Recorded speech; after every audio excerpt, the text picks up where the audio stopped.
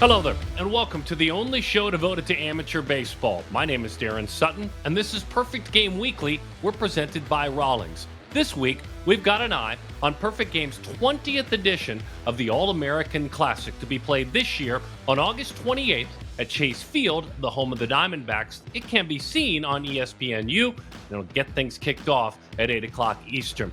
This game has a very rich tradition when you look at the alumni in the first 19 years. 252 MLB alum, and heck, just take a look at this year's draft. There were 31 PG All-American alumni drafted on day one. 31, a crazy number. We've got a heck of a show. We'll take a peek at both the East and the West rosters. We'll get to know a man who has been ranked number one and is now the number one left-handed pitcher in the 23 class. Very quietly, kind of outside of PG events, Thomas White.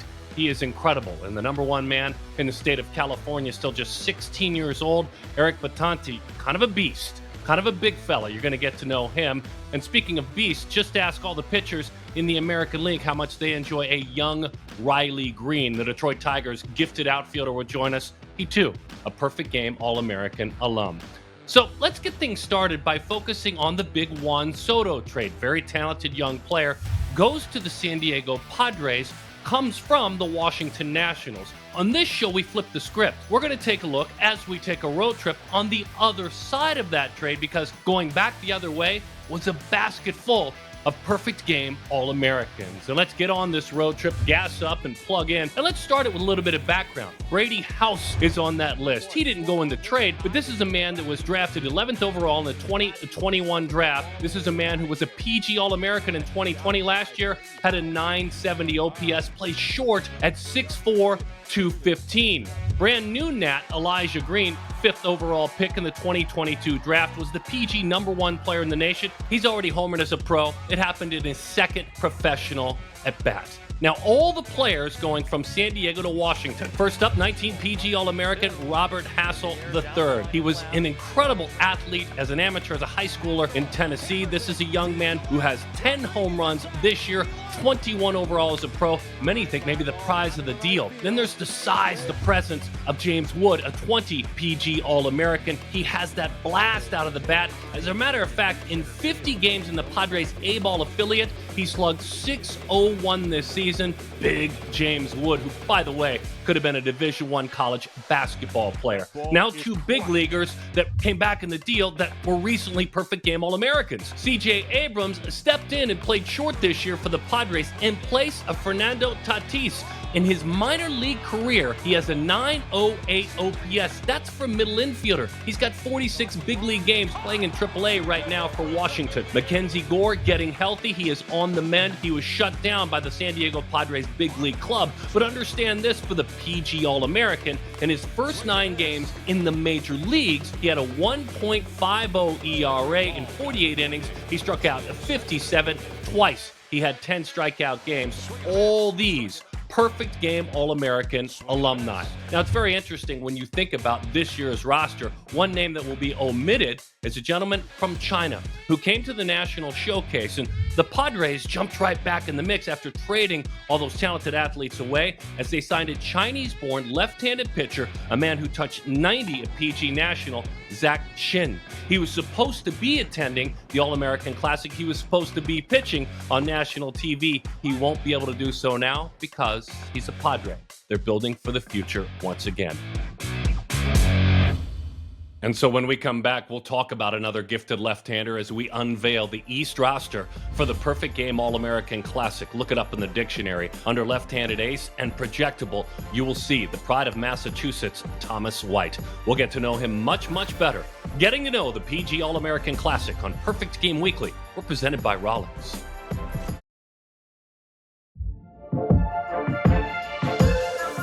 With the focus on the Perfect Game All-American Classic, we welcome you back to PG Weekly, presented by Rawlings. Here we go. Let's get to know some key players as we show you all the names for the East roster. And let's start with some of the bats. Let's get things going with Drew Burress. He'll tell you, he'll admit, I'm a bit undersized at 5'10", but he's just explosive in his PG career. 33 home runs. He's a Clemson commit, been at it for a long, long time. His dad, Andy, very influential in this space. 97 from the outfield, ran a 6.46 60.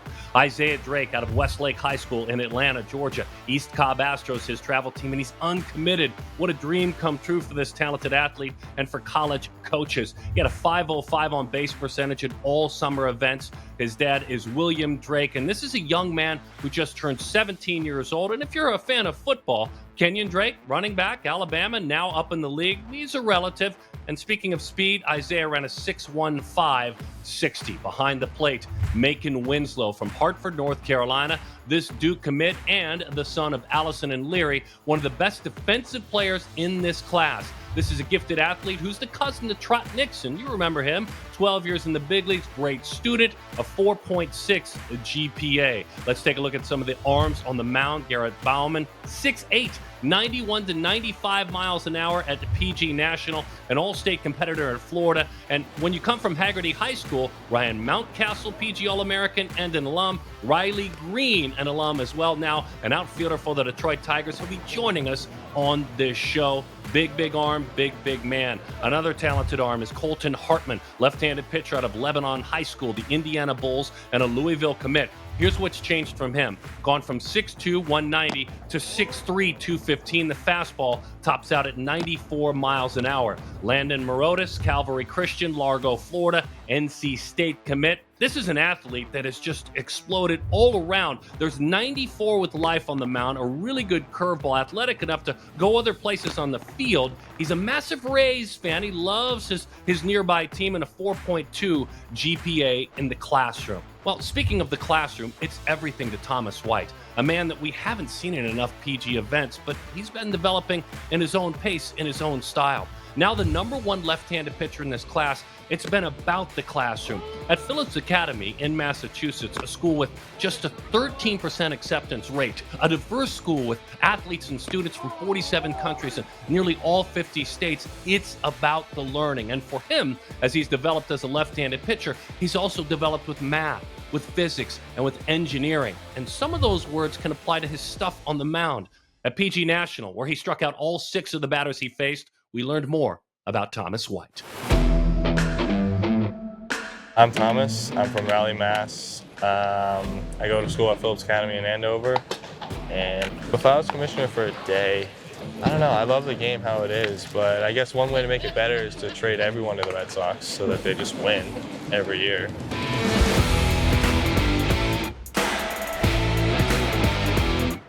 This is Perfect Games National Showcase, Game 4 of the day. We are finally going to see Thomas White.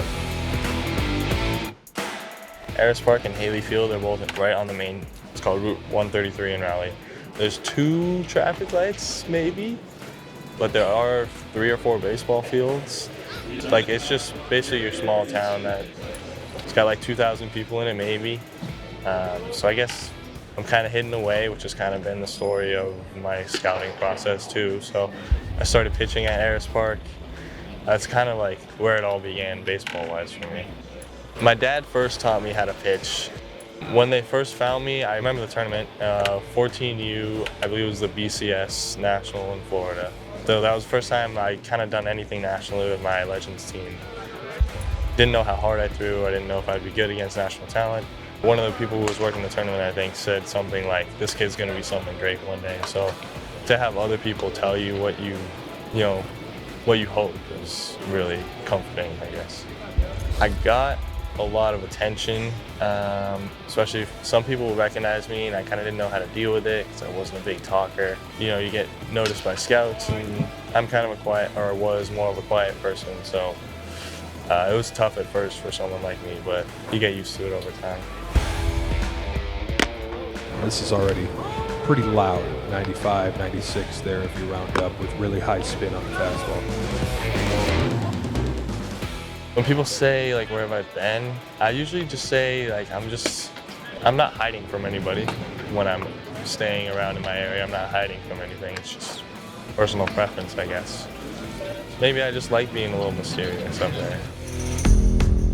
When I tend to get beat in an outing, it's usually not by giving up hits or like home runs or anything. It's usually I walk guys. And then, so that's what I typically mean by beating myself, and I'll get in my head a little bit, trying to figure out what I'm doing wrong instead of kind of just going out there and doing my thing and trusting what I got. I bring a lot of fire. I kind of, if something goes well, I come off the mound, I'll give the team a little something if I'm fired up. So I think energy is a good one. I think I like my stuff. I got the off-speed stuff to go with the fastball, and I can hang with all these guys. I've always felt like I could, so no matter what happens, I'm kind of just going to do my thing and be there for my team. I think my attitude has kind of come a long way. If something doesn't go quite right, I don't think you can really tell by just looking at me. So I'd say that's probably what I'm most proud of.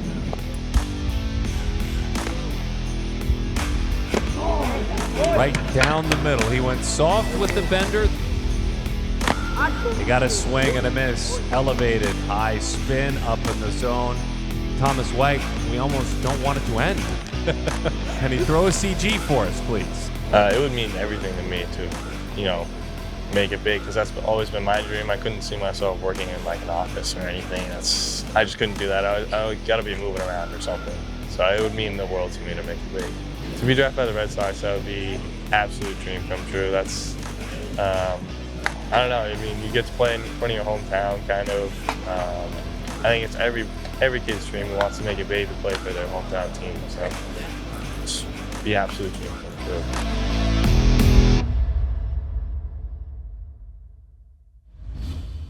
Really excited to see the son of Tim and Joanna step onto a national stage. He's been, as we said, developing very quietly.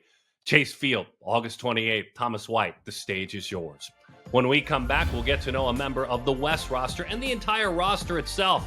He's a big fella. He's still just 16 years old. It's Eric Bitonti. This is Perfect Game Weekly. We are presented by Rollins.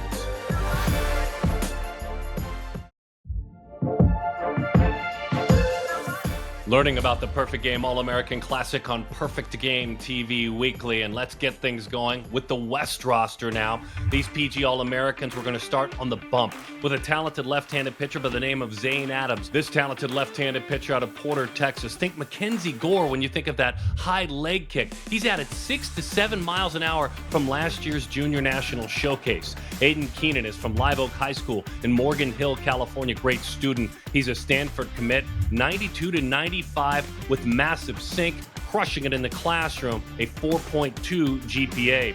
DQ, Dylan Questad out of Wisconsin. Great tradition there, by the way. Gavin Lutz, Jared Kelnick, both Wisconsinites, both PG All-Americans. He is an Arkansas commit. This is a gentleman that at 6 feet tall generates massive power. DQ, Dylan Questad. Trent Caraway is a massive man and really profiles as a third baseman in the big leagues. An Oregon State commit, plays for the Canes national team out of Dana Point, California. 6'6" speed, huge power. You can project it out a long, long ways. Pure hitter. That describes Dylan Head. From Glenwood, Illinois, Homewood Flossmoor, the Clemson commit can fly as well. Ran a 6'2", 60. This is a young man who looks up to Alec Thomas, who plays center field in that same Chase Field. A PG All-American, now plays for the Arizona Diamondbacks. And one of my favorites, Rafael Velasquez, the two-time Select Festival athlete out of Huntington Beach, California. Homered in batting practice and homered in games as well at the National Showcase. He is some kind of special.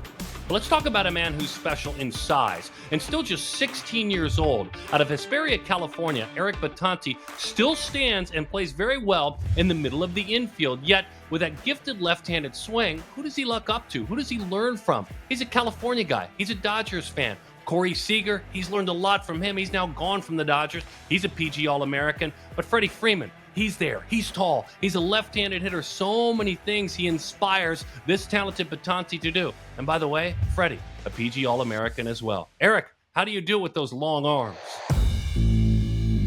The 3-2 pitch to Bitonti. That pitch is ripped right back up the middle off Bitonti's bat. So, from the get-go, were you a shortstop? Were you an infielder from the get-go when you picked up this game? I was like all over. I played first, outfield, second, third. I pitched a little bit, and now it's more towards the left side, short and third. So nobody's told you you're getting too tall for short yet? Nobody said that? Oh yeah, I hear it all the time. What do you think when you hear that? Just prove them wrong, just keep doing what I do. Just keep working hard just to prove everyone that I can play shortstop. As a 6'5" guy talking to about a 6'5" guy, how does one who, as he gets taller, stay athletic? So I've always been like sort of the tall guy. I mean, 7th grade I was like 6 foot, 8th grade I was like 6'2", and then my freshman year is like kind of when I started like not growing as much. Yeah, I mean, I work on all the time, just try to stay as low as I can, low as possible, because I try to work low to high, because it's easier to go higher than lower. So I mean, and that all comes from just the work I put in, stretching a lot, doing lifts that are more explosive and stuff like that. So it's interesting, us Dodgers fans, we bond, you and I, in that. We love Trey Turner, right? Yeah. And that's your position. But you're a power-hitting, left-handed tall shortstop. So I'm guessing you love Corey Seager, correct? Yeah, Seager's my guy. You watch him and you're like, oh, it's possible, 6'4" shortstop, that lefty that drops bombs. So I mean, it's possible to stay there. Now you got O'Neal Cruz, Carlos Correa. It's just taller guys, more athletic guys that can stay at short. Freddie Freeman's tall, and he's left-handed. And he's got a short swing. Yeah. Explain to me on the offensive side how, maybe, I'm not saying you mimic him, but how you kind of do what he's able to do. Be tall with long limbs and yet stay short and quick. Tell me about working on that. There's actually, he has a couple videos out on YouTube about his swing, how he really tries, like in the cage especially, he tries to stay inside the ball, through the ball, hit everything left center. So I really practice that, really take pride in that during like cage work. So I'll like set up the tee, really get down to the ball, short to it, long through it, just focus on that stuff in the cage, BP. So I mean, that's what I really try to do, just stay as short as I can, and then in the game just stay short. If it's in, just let it eat. What do you know about the All-American Classic? You ever heard of it? Ever seen it through the years? Ever watched it? Tell me your history with it. Yeah, actually last year when I was at Petco, me and my family watched it on TV. So I mean, obviously I played with a couple guys last year at the USA trials that were in it, and they said they loved it. So I mean, looking forward to it. Hopefully we can make it happen. Thank you, pal. Have fun, okay? That was good, thank you. Okay, so here's the good news, Eric, who, by the way, is the son of Bill and Marla. You're in. You're in that All-American Classic. Can't wait to watch you play at Chase Field. When we come back to PG Weekly, presented by Rawlings, a conversation with an alum of this event, Riley Greene, Tiger center fielder, was a PG All-American in 2018. This is Perfect Game Weekly, presented by Rawlings.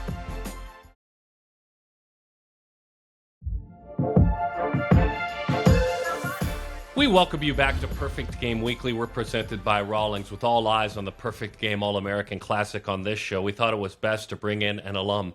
And in 2018, Detroit Tigers center fielder Riley Greene was a high schooler then, a PG All-American playing for Florida Travel Ball. Riley, thanks for spending time with us now. We really appreciate it. Yeah, thank you guys for having me. So, Riley, as you look back at that time, you worked very hard to get to that point. You had a great summer with USA Baseball as well. What do you recall specifically about the Perfect Game All-American Classic? Just all the things that were going on, like all the staff members, like all the cool gear we got, being there in that really nice stadium, being around, some of the best players in the world, to be honest. And, it was awesome. I had a great experience there. It's kind of just a comfort factor of, being able to play in those stadiums, playing with all those fans that were in the stadium. It just kind of gives you like a feeling for like what's to be expected almost. And I feel like for all the young guys going through what I went through, it's good just because it just helps you, in the future. It's like a sneak peek of, what being in the big leagues is like. Kind of makes you want to work even harder just to get to that point. And you talked a little bit about those best players in the world that were all seniors, and now the community gets older, right? And Bobby Witt and C.J. Abrams and you are all in the major leagues, and guys are right behind Volpe, Espino, Corbin Carroll, and maybe Jerry O'Neal's going to the NFL. We'll see. I guess my point is it had to be unique to establish that community back then and to now watch your colleagues come to the big leagues with you. A small group to watch you come to the big leagues with you. Oh, yeah. Yeah, like I said, it's almost like a comfort factor. Like Bobby's in our division, and so we play him a lot. So it's awesome, just seeing him out there. We were together on USA, and through all the different showcases, and you look up and we're in the big leagues together. So it's pretty cool just being able to like establish those relationships early. It just makes you comfortable playing in the big leagues. You did something that every kid dreams of in their backyard. You hit a walk-off homer. I'd love to know about it because I've watched it over and over in preparation for this interview, and you don't break character until you're almost home, man. Like you stay in the Riley Greene focus until you're almost home. What was it like from the moment you connected to the run around the bases to the craziness at the plate? Walk us through that walk-off homer. That's my final question for you. Oh yeah. So we went in. We went into the bottom of the ninth, down 1. And I was just like, all right, just got to get on base. Just pass it down to the next guy. And throws a heater on the inner half of the plate, and I got to it and didn't know if it was going to go out because earlier in the game I hit a ball somewhat similar, and it wasn't even close to going out.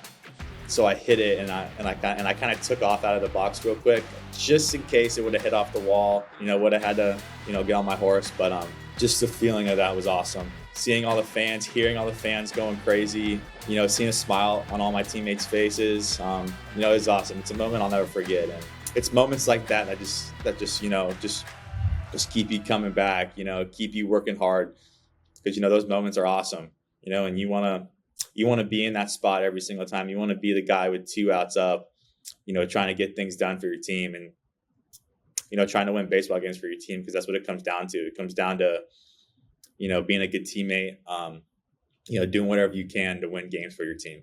Thank you very much, Riley Greene. We appreciate it. Yes, of course. Thank you, guys. And we want to also thank the Detroit Tigers organization for putting it together. Thomas White, great feature. Eric Bitonti, all of the brand new Perfect Game All-Americans. Congratulations. Don't forget that game, August 28th at Chase Field, 8 o'clock Eastern. You can find it on ESPNU. And when you grab your smart device, you can download perfectgame.tv for all things like this show, if you're catching it on your cable network, all things amateur diamond sports. And until next time, my name's Darren Sutton. This is Perfect Game Weekly. We're presented by Rollins.